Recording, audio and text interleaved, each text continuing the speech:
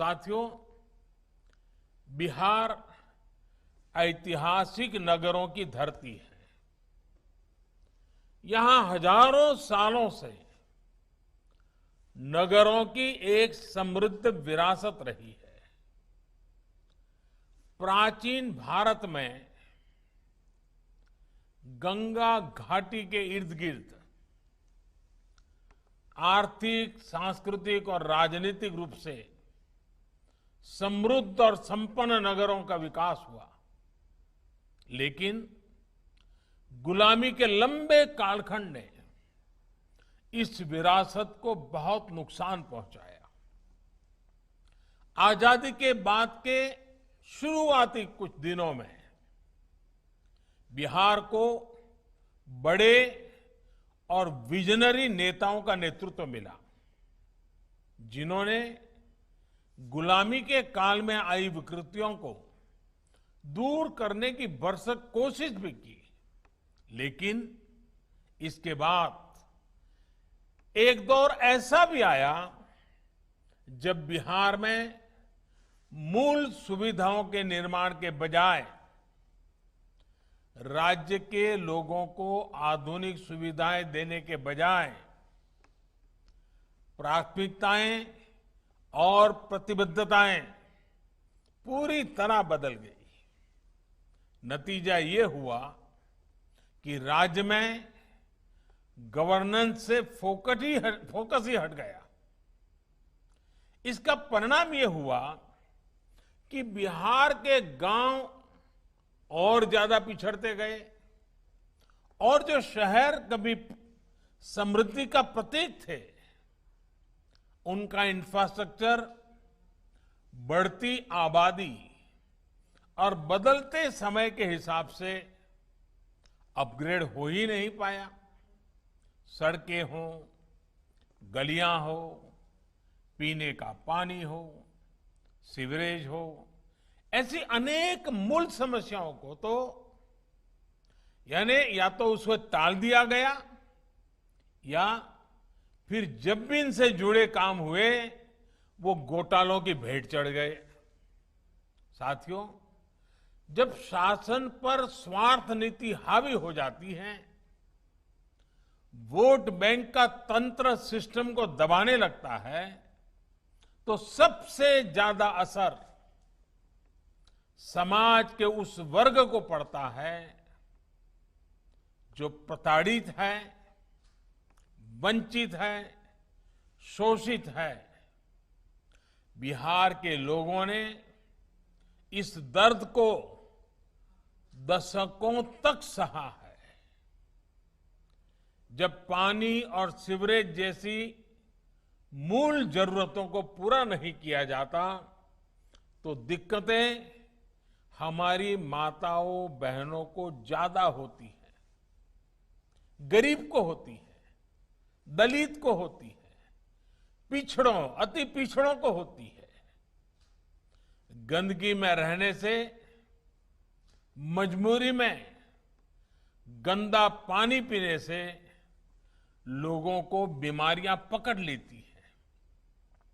ऐसे में उसकी कमाई का एक बड़ा हिस्सा इलाज में लग जाता है।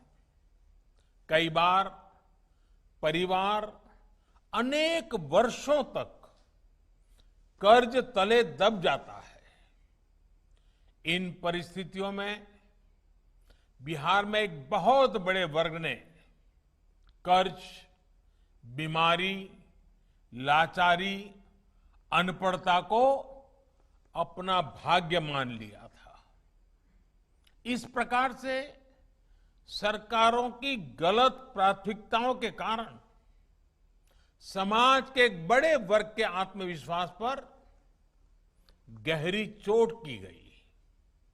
गरीब के साथ इससे बड़ा अन्याय भला क्या हो सकता था। साथियों, बीते 1.5 दशक से नीतीश जी, सुशील जी और उनकी टीम समाज के इस सबसे कमजोर वर्ग के आत्मविश्वास को लौटाने का भरपूर प्रयास कर रही है।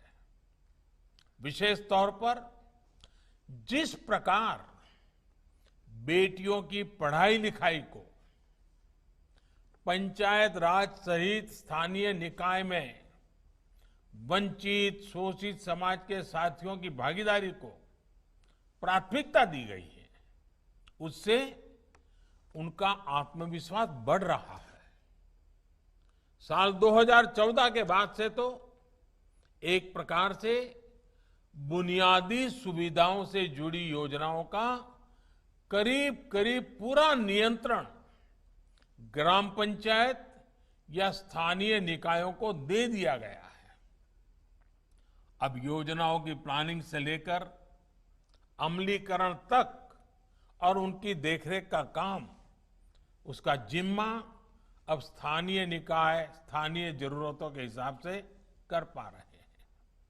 यही कारण है कि अब केंद्र और बिहार सरकार के साझा प्रयासों से बिहार के शहरों में पीने के पानी और सीवर जैसी मूल सुविधाओं के ढांचे में निरंतर सुधार हो रहा है।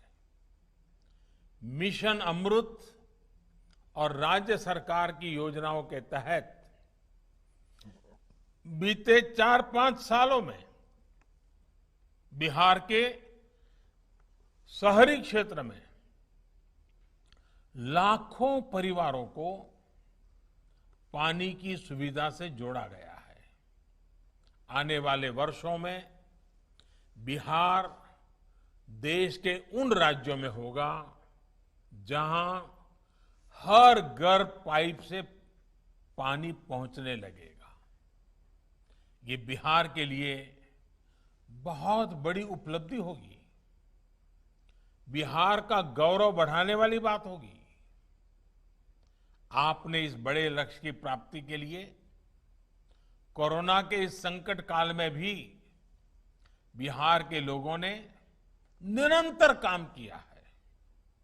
बीते कुछ महीनों में बिहार के ग्रामीण क्षेत्र में 57 लाख से ज्यादा परिवारों को पानी के कनेक्शन से जोड़ा गया है।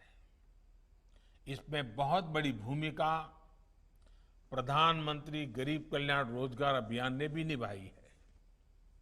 हमारे हजारों श्रमिक साथी जो कोरोना की वजह से दूसरे राज्यों से बिहार लौटे, उन्होंने ये काम करके दिखाया है। जल जीवन मिशन की ये तेजी बिहार के मेरे इन परिश्रमी साथियों को ही समर्पित है।